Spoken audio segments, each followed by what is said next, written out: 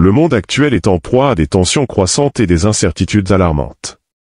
Chaque jour, des événements majeurs soulèvent des questions sur notre avenir. Dans ce contexte troublé, une interrogation essentielle émerge: comment maintenir notre paix intérieure face à un chaos ambiant?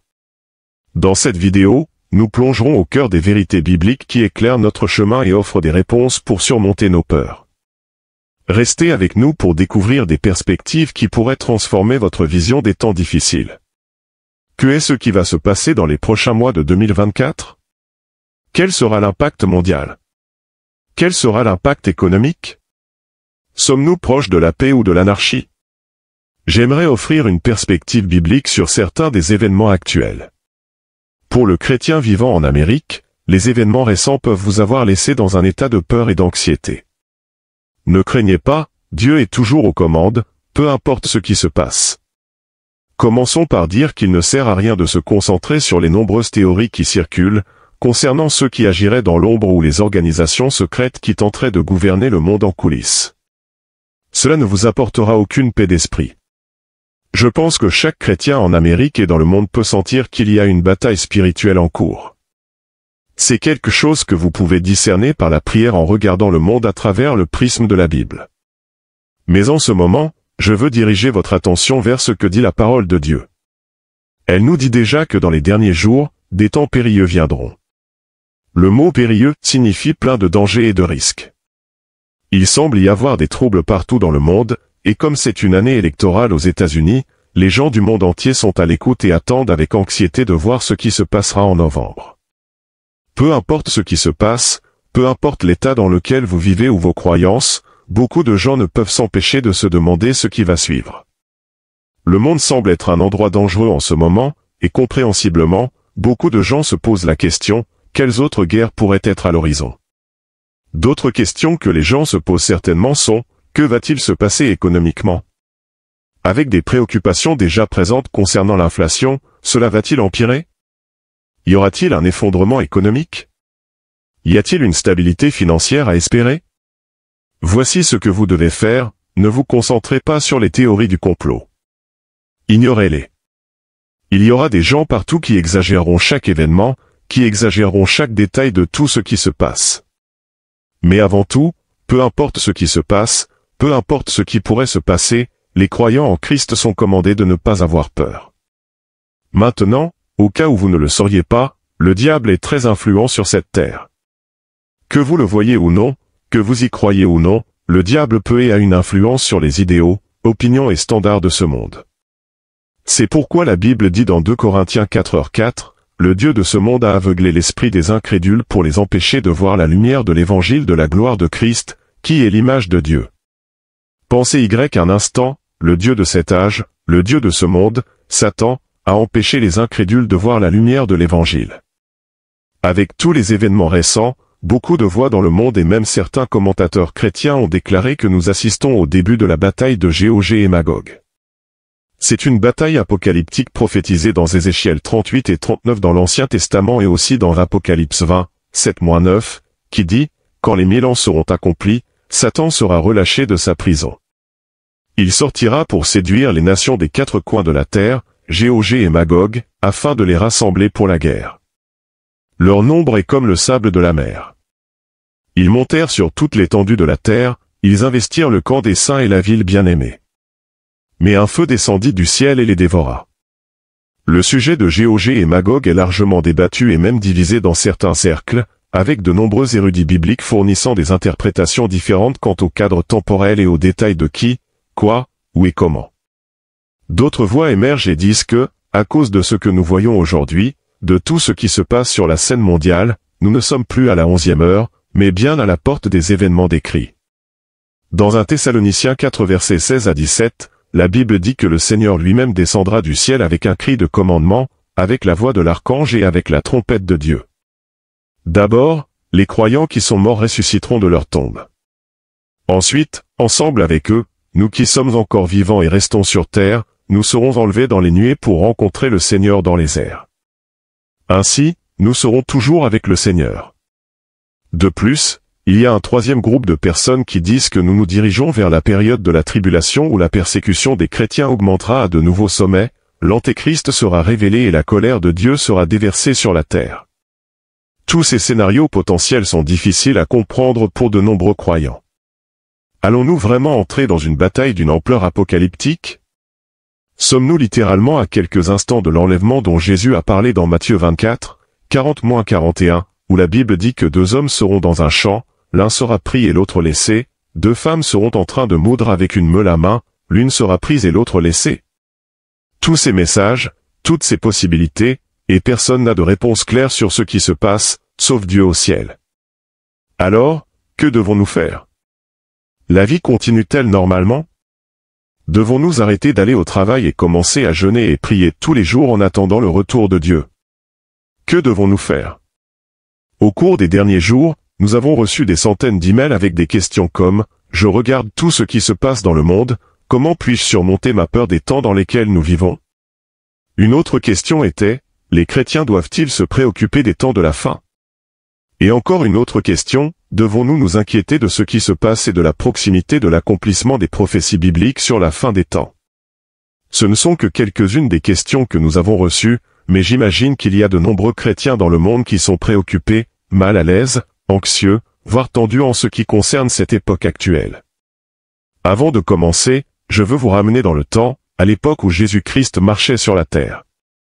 Un jour, il s'assit sur le mont des Oliviers, et ses 12 disciples vinrent à lui en privé avec une question qui les préoccupait. Ils lui demandèrent, « Dis-nous, quand cela arrivera-t-il? Quel sera le signe de ton retour et de la fin du monde ?» Et dans Matthieu 24, 4-8, Jésus répondit à ses disciples par des mots qui nous aideront tous en ce jour présent. Il dit, « Prenez garde que personne ne vous séduise. Car plusieurs viendront en mon nom, disant, « Je suis le Christ », et ils séduiront beaucoup de gens. Vous entendrez parler de guerre et de bruit de guerre, veillez à ne pas être troublés, car il faut que ces choses arrivent, mais ce ne sera pas encore la fin. Car une nation s'élèvera contre une nation, et un royaume contre un royaume, il y aura des famines, des pestes et des tremblements de terre en divers lieux.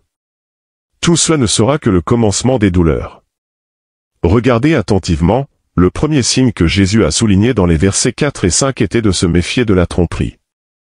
Il viendra beaucoup de menteurs, beaucoup d'escrocs, beaucoup seront des loups déguisés en agneaux. Le deuxième signe de son retour que Jésus a mentionné était que vous entendrez parler de guerre et de bruit de guerre, et n'est-ce pas là où nous en sommes aujourd'hui? Mais dès qu'il a parlé des conflits dont vous entendrez parler, il a dit, « Voyez à ne pas être troublés. » Avant d'arriver au troisième signe de son retour, Jésus avait déjà dit à ses disciples de ne pas s'inquiéter, de ne pas être troublés quand vous entendrez parler de troubles dans le monde entier. Maintenant, prenez un moment et réfléchissez, cela ne s'applique-t-il pas à vous? Vous voyez, en ce jour et âge, il y a beaucoup de clarté lorsque vous regardez les prophéties bibliques et les événements actuels. Nous vivons certainement les derniers jours, il est évident de voir qu'il y a des troubles généralisés et des conflits entre les nations. Il vous suffit de regarder les événements actuels et vous pouvez voir qu'il y a une escalade du nombre de conflits et de guerres, et même des rumeurs de guerre partout dans le monde. Mais avec les discussions sur la guerre à travers les médias, avec des images visuelles bouleversantes circulant en ligne, avec des commentateurs politiques parlant de la menace d'une guerre mondiale potentielle, que devons-nous en penser en tant que chrétiens? Comment sommes-nous censés vivre avec la paix dans nos cœurs alors qu'il y a tout ce tumulte dans le monde? Eh bien, laissez-moi vous donner cet exemple, le feu est un élément naturel utile. Le feu est nécessaire pour chauffer une pièce ou une maison, il peut redéfinir et purifier des choses comme le métal et l'or. Mais également, le feu peut être destructeur, le feu peut être dévastateur. Le même feu qui peut chauffer une maison est le même feu qui peut détruire une maison. Le même feu qui peut affiner l'or est le même feu qui peut être une menace pour la vie. Le point que je veux souligner est qu'il y a du chaos tout autour de nous, il y a de la peur tout autour, il y a de l'incertitude là-dehors. Mais le chaos dans le monde devrait vous pousser à chercher la paix en Jésus-Christ. Au lieu de vous inquiéter de la destruction qui se passe dans le monde, concentrez-vous sur la parole de Dieu et les promesses de Dieu. Vivons-nous les derniers jours? Oui. Y a-t-il un sentiment croissant d'instabilité parmi les nations? Oui. Voyons-nous des famines, des pestes et des tremblements de terre en divers endroits, comme mentionné? Dans Matthieu 24:7, oui, nous y sommes, mais devons-nous nous inquiéter? Non, et voici pourquoi. Premièrement, à cause de la parole de Dieu, deuxièmement, à cause du bilan de Dieu, et troisièmement, à cause du précieux don du Saint-Esprit. En ces temps incertains, vous ne devriez pas vous inquiéter parce que la parole de Dieu nous a déjà révélé l'avenir. Nous savons ce qui va arriver, nous savons comment tout se termine.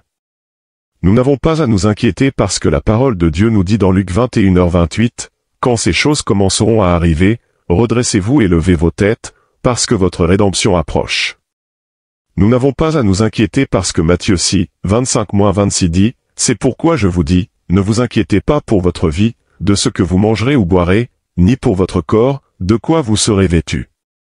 La vie n'est-elle pas plus que la nourriture, et le corps plus que le vêtement? Regardez les oiseaux du ciel, ils ne sèment ni ne moissonnent, et ils n'amassent rien dans des greniers, et pourtant votre Père céleste les nourrit. Ne valez-vous pas beaucoup plus qu'eux? Ce qui devrait vous apporter la paix en tant qu'enfant de Dieu, c'est que le bilan de Dieu est parfait. Il a toujours défendu ses enfants, il a toujours été fidèle, il a toujours secouru ceux qui ont confiance en lui. Dans le livre de la Genèse, lorsque le monde entier était rempli de mal et de méchanceté, Dieu a gardé Noé et sa famille, il a protégé celui qui lui faisait confiance. Quand Sodome et Gomorrhe ont été détruites, Dieu a gardé Lot et sa famille, il les a protégés. Dans l'Exode, lorsque l'ange de la mort est passé à travers le pays d'Égypte, Dieu a protégé tous ceux qui lui faisaient confiance et qui avaient mis du sang sur le linteau et les montants de leurs portes. Et lorsque les 3 jeunes Hébreux ont été jetés dans la fournaise ardente, Dieu était là avec eux. Mon point est que le Dieu que nous servons, Jéhovah, a un long bilan de protection, de préservation, et de soin de nous, donc nous n'avons rien à craindre. Enfin, n'oubliez jamais le merveilleux Saint-Esprit. Le Saint-Esprit nous donne la puissance d'être audacieux face au chaos, il nous donne la force de faire face au péché. Maintenant, la Bible, dans Romains 8h26, dit, de même aussi l'Esprit nous aide dans notre faiblesse. Car nous ne savons pas ce qu'il convient de demander dans nos prières. Mais l'Esprit lui-même intercède par des soupirs inexprimables. Ce verset reconnaît le rôle du Saint-Esprit en tant que notre aide, surtout lorsque nous faisons face à des moments de faiblesse ou d'incertitude. Parfois, nous pouvons avoir du mal à articuler nos prières ou même à discerner quoi prier. Le Saint-Esprit vient à nos côtés dans ces moments, intercédant en notre faveur avec des soupirs profonds qui surpassent le langage humain. Je veux vous dire 2 choses, la première sera ce que le diable aime et la seconde sera ce que le diable déteste. Le diable aime vous rendre craintif, il aime introduire la peur dans la vie d'un croyant et laissez-moi vous dire pourquoi, la peur est l'opposé de la foi. La parole de Dieu nous appelle à vivre par la foi et à croire que Dieu est en contrôle total. C'est pourquoi on nous dit de ne pas être anxieux pour quoi que ce soit, de ne pas nous inquiéter, de ne pas laisser nos cœurs se troubler encore et encore. Et c'est parce que Dieu veut que nous vivions par la foi et que nous lui fassions confiance à chaque moment pour chaque besoin. Mais le diable veut le contraire pour vous et moi, il ne veut pas que nous vivions par la foi, donc il introduit la peur. Et quand vous commencez à vivre avec l'esprit de peur dans votre vie, vous commencez à aller à l'encontre de la parole de Dieu, et vous êtes rempli d'anxiété, vous vous inquiétez de ce que vous mangerez et boirez, et bien sûr, votre cœur est troublé. C'est le dommage que l'esprit de peur apporte. Regardez ce que la Bible nous appelle à faire, la Bible nous appelle à être courageux, la peur est l'opposé de cela. La Bible nous appelle à être audacieux, la peur est l'opposé.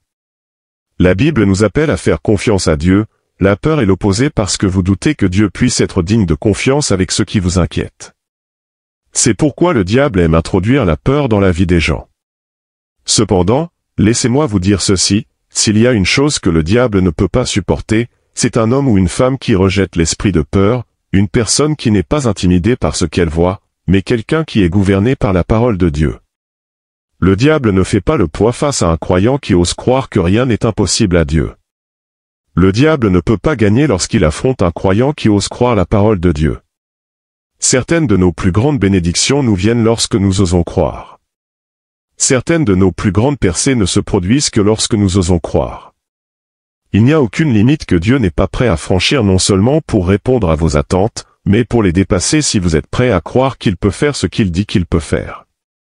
La traduction amplifiée de Psaume 34, lui dit, « Goûtez et voyez que le Seigneur notre Dieu est bon. » Heureux, fortuné, prospère, et favorisé par Dieu, est l'homme qui trouve refuge en lui. Alors, votre rapport médical peut dire une chose, mais la parole de Dieu dit, mais il était blessé pour nos transgressions, il était meurtri pour nos iniquités, le châtiment qui nous donne la paix est tombé sur lui, et c'est par ses meurtrissures que nous sommes guéris. Les faits peuvent être que vous n'avez pas la formation, l'éducation ou les compétences pour ce poste, mais la parole de Dieu dit dans le psaume 91, 1, 17, que la faveur du Seigneur notre Dieu repose sur nous, affermit l'œuvre de nos mains pour nous, oui, affermit l'œuvre de nos mains. Lorsque les circonstances sont contre vous, faites confiance aux promesses de Dieu pour votre vie. Quand vous êtes confronté à la peur, c'est le moment où vous devez dire, Dieu, je crois que tu es plus grand que ce que je vois devant moi, tu es plus grand que les faits de ce monde. Je ne vois pas de solution, mais je sais que tu peux encore en créer une. Cher ami, ayez cet esprit qui dit, je n'ai pas besoin de toutes les réponses parce que je connais celui qui connaît toutes les réponses. Je n'ai pas besoin de connaître le plan parce que je connais le planificateur, le Dieu qui orchestre tout. Je n'ai pas besoin de savoir pourquoi si je connais celui qui sait. Je n'ai pas besoin de savoir comment parce que je le connais, lui. Donc, écoutez-moi aujourd'hui, osez croire en Dieu et il ne vous laissera pas tomber. Tout au long de votre vie, vous allez rencontrer des défis et des moments qui vous mettront à l'épreuve. Il viendra un temps où vous serez testé et c'est en cette saison que vous devrez décider de vous accrocher à quelque chose. Vous vous accrocherez soit à Jésus, soit à vos amis et membres de la famille, collègues et pairs. Vous vous accrocherez soit à Jésus, soit à chaque mot du médecin ou à l'avis des experts humains. Je vous encourage à choisir le Seigneur, à vous accrocher à Jésus-Christ avant d'écouter la sagesse mondaine de ceux qui prétendent tout savoir. Ce n'est que lorsque vous osez aller à l'encontre des attentes du monde et que vous vous tenez avec Jésus-Christ que vous pouvez vraiment vivre une vie victorieuse. Donc, au milieu de tout cela, au milieu de ce avec quoi vous luttez, Dieu vous dit de croire en lui parce que dans sa parole, il a dit qu'il a des plans pour vous faire prospérer et non pour vous nuire, des plans pour vous donner de l'espoir et un avenir. La peur n'a aucun effet sur le croyant qui se tient debout et dit, quel que soit ce qui m'attend dans le futur, je l'affronterai avec Jésus. Quoi que ce soit qui vienne contre moi, je serai protégé par Jésus, car si Dieu est pour moi, qui peut être contre moi? Je crois en Jésus-Christ, je crois qu'il est le chemin, la vérité et la vie, et que nul ne peut aller au Père sans passer par Jésus. Je crois qu'il est le pain de vie, celui qui peut nous soutenir. Je crois que Jésus-Christ est le prince de la paix et qu'en lui vous trouverez une paix qui dépasse toute compréhension humaine. Je crois que Jésus-Christ est la lumière du monde et le bon berger. Je crois qu'il était un guérisseur et un faiseur de miracles lorsqu'il marchait sur cette terre et je crois aussi qu'il est encore capable de faire l'impossible aujourd'hui. Je crois qu'il est mort sur la croix pour nos péchés, pour mes péchés, et je crois qu'il est revenu à la vie après 3 jours et qu'il est monté aux cieux et qu'en ce moment, il est assis à la droite du Père. Écoutez-moi, au nom de Jésus, il y a du pouvoir. Jésus-Christ est le nom au-dessus de tout autre nom, il est l'auteur et le finisseur de notre foi, il est le ressuscité, le Tout-Puissant. Quand nous prononçons ce nom, le puissant nom de Jésus-Christ, toute maladie doit se soumettre, toute maladie doit partir, toute chaîne doit se desserrer. Alors voici mon message pour vous, en tant que croyants, nous ne devrions pas avoir honte de l'évangile de Jésus-Christ, nous ne devrions jamais compromettre la parole de Dieu pour nous conformer à ce monde. Nous ne devrions pas avoir honte de l'évangile parce que le diable et le monde propagent agressivement un message de tromperie, le diable dans ce monde essaie agressivement d'éloigner les gens de l'évangile salvateur de Jésus-Christ.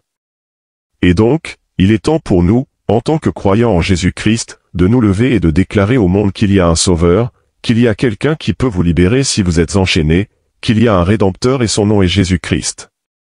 Ça, nous ne devrions pas avoir honte de l'évangile, mais en tant que chrétiens, nous devons nous lever et nous battre pour l'évangile. Nous devons nous lever en tant que fils et filles du Très-Haut. Ésaïe 41, 13 dit, « Car je suis l'Éternel, ton Dieu, qui fortifie ta main droite, qui te dit, ne crains rien, je viens à ton secours. » C'est une promesse pour ces saisons de la vie où vous avez l'impression de ne pas pouvoir prendre une pause, c'est une promesse que le Dieu Tout-Puissant viendra à votre aide, il sera votre soutien, il sera votre pilier de force. Ésaïe 40, 29 dit, « Il donne de la force à celui qui est fatigué, et il augmente la vigueur de celui qui tombe en défaillance. » C'est une promesse à laquelle nous devons nous accrocher en temps de faiblesse. Dieu donnera de la force aux fatigués, il vous aidera à tenir bon quand les temps deviennent difficiles, il vous aidera à avancer quand il semble que vous êtes sur le point d'être submergé. Matthieu 6h25 nous dit, « C'est pourquoi je vous dis, ne vous inquiétez pas pour votre vie, de ce que vous mangerez ou de ce que vous boirez, ni pour votre corps, de quoi vous serez vêtus. La vie n'est-elle pas plus que la nourriture, et le corps plus que le vêtement ?» Jésus continue en disant dans le verset 33, « Cherchez d'abord le royaume de Dieu et sa justice, et toutes ces choses vous seront données par-dessus. » Jésus nous dit de lâcher l'illusion que nous sommes ceux qui contrôlent, car bien que nous ne soyons pas aux commandes, Dieu est souverain, il est toujours aux commandes. Alors que nous ne connaissons pas l'avenir, Dieu est déjà dans l'avenir. Alors que nous ne pouvons pas lâcher le passé, Dieu travaille déjà sur votre présent et votre futur. Le diable est le père de la peur, mais Dieu est le maître du futur. Le diable est le sorcier de l'inquiétude, mais Jésus est le prince de la paix. Le diable est l'architecte de l'anxiété, mais le Saint-Esprit est celui qui apporte le réconfort. Le Seigneur nous dit dans Ésaïe 41, dit, « Ne crains rien, car je suis avec toi, ne promène pas des regards inquiets, car je suis ton Dieu, je te fortifie, je viens à ton secours, je te soutiens de ma droite triomphante. » En tant que croyants, nos vies ne devraient pas être dictées par la peur, mais plutôt par notre foi. Nos vies ne devraient pas être paralysées par l'inquiétude, mais plutôt être fortifiées par la parole de Dieu. Nous devons toujours nous rappeler que nous sommes les enfants du Très-Haut. Nous avons reçu les promesses du Christ, qu'il sera toujours avec nous jusqu'à la fin des temps. Il n'y a donc personne d'autre qui peut nous sauver, car le Christ nous a déjà sauvés. Le stress et l'anxiété n'auront pas le dernier mot, car le Christ a déjà eu le dernier mot. La peur n'aura pas le mot final, car Jésus-Christ a vaincu la peur. En ces temps d'incertitude, il est essentiel de se rappeler que, malgré le chaos ambiant, nous avons des promesses solides sur lesquelles nous appuyer. La foi et la confiance en Dieu nous offrent une ancre dans la tempête. Alors que nous faisons face aux défis du monde, rappelons-nous que notre paix vient de notre relation avec lui. Que vous soyez confrontés à des peurs ou à des inquiétudes, n'oubliez pas que vous n'êtes pas seul. En choisissant de croire et de vous fier à ses promesses, vous pouvez surmonter l'anxiété et avancer avec courage. Merci de nous avoir suivis, et n'hésitez pas à partager vos réflexions en commentaire. Restons unis dans la foi.